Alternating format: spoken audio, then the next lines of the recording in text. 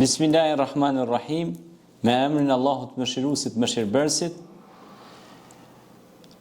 Jemi në stacionin e dytë, pra ku do të flasim në këtë karavan të Ramazanit të bekuar që ditët po ecin një nga një dhe me të vërtet po shijojmë syfyret dhe iftaret tona, një atmosferë mrekullueshme e Ramazanit. Kemi ardhur tek dy ajete tjera të rëndësishme nga surja Bekare, pra ajeti 45 dhe 46, ku do të flasim këto pak minuta së bashku dhe t'i marrim pak mësime rreth këtyre dy ajeteve që kanë shumë simbole, kanë shumë mesazhe, kanë shumë kuptime dhe refleksione të bukura. Bismillahirrahmanirrahim. Wasta'inu bis-sabri was-salat wa innaha lakabiratun illa 'alal khashi'in. Kërkoni ndihmë në të gjitha çështjet me durim dhe me namaz. Vërtet ajo është e madhe, por jo edhe për ata që kanë frikë Zotin. Pra, të kërkuarit pra ndihmë në të gjitha çështjet me durim dhe namaz. Shumë është e rëndësishme kjo. Pse? Sepse pejgamberi selam ka folë namaz për çdo çështje. Pra ka folë namaz istihare, ka folë namazin do thot salatu duhan, përveç namazeve farz që janë 5 vakte. Ka fal pra namaz istiharen dhe kur ka dashur me ble qoftë edhe një palë çorape ose një mjet udhëtimi, ose kur ka dashur me ble diçka ose me shit diçka, i ka fal 2 rekat namaz, edhe ka thonë: "O Allah, nëse që ky produkt ose që ky material është hajër për mua dhe për besimin tim, mundso ma ja Rabbel Alamin. Që s'është hajër, mos më mundso, po mundso ma diçka më të mirë se kjo." Pra, namazi për çfarë ju nevojitet, pra, që është namazu istihare. Pra, kërkoni ndihmë me namaz dhe durim. Padyshim me sabru diaen, durimi është dritë, është shkelqim. Inallahu me asabirin, Allahu është me durimtarët. Prandaj në çdo punë duhet me pas durim. A ke pa për shembull shpesh herë disa njerëz janë nisin një punë, e thotë s'punohet bre, s'po muj diçka, më kanë sos nervat, s'kam durim. Ha? Po pse ashtu? Edhe peshkimi është një art i durimit.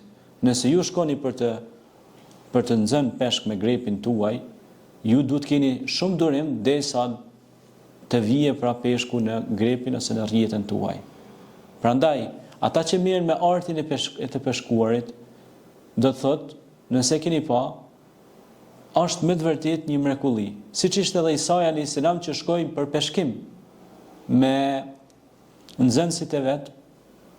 Kur shkoi për peshkim, ju tha nxënësve të vet: "Unë vi për peshkim në anijen e juaj me një kusht." I tha nxënësit e vet: "Ja Isa, cili është kushti?" Tha: "Kushti është që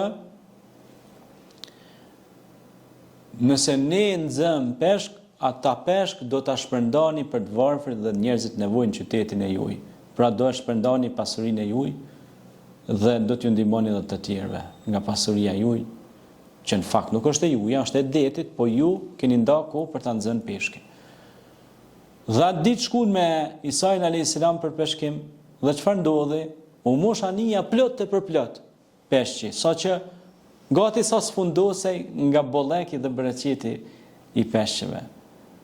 Dhe i morën dhe shpërndarën qytetarëve dhe njerëzve në nevojë.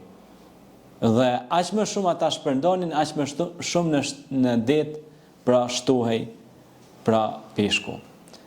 Por në udhëtimet e tyre kur kishin qenë pa Isajin, nuk kishin pasur pra sa duhet pra bollek. Prandaj kjo është shumë e rëndësishme, vëllezër besimtar, që përmes peshkimit pra të arrijmë pra që të kuptojmë maturinë dhe durimin. Pastaj vjen ajeti tjetër kuranor që thot: "Alladhina yadhunnuna annahum mulaqun rabbihim wa annahum ilayhi raji'un." Të cilët janë të bindur se do të takojnë Zotin e vet dhe se ata pra do t'i kthehen atij. Kujt? Pra Allahut te barekuataala.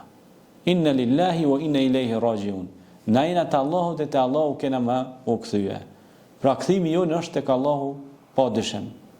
Kështu që kur të hymë ne në xhenet me selam, pra Allahut i takon pra selami dhe do të hymë me selam pra në xhenetet e bukura të përgatitura për besimtar.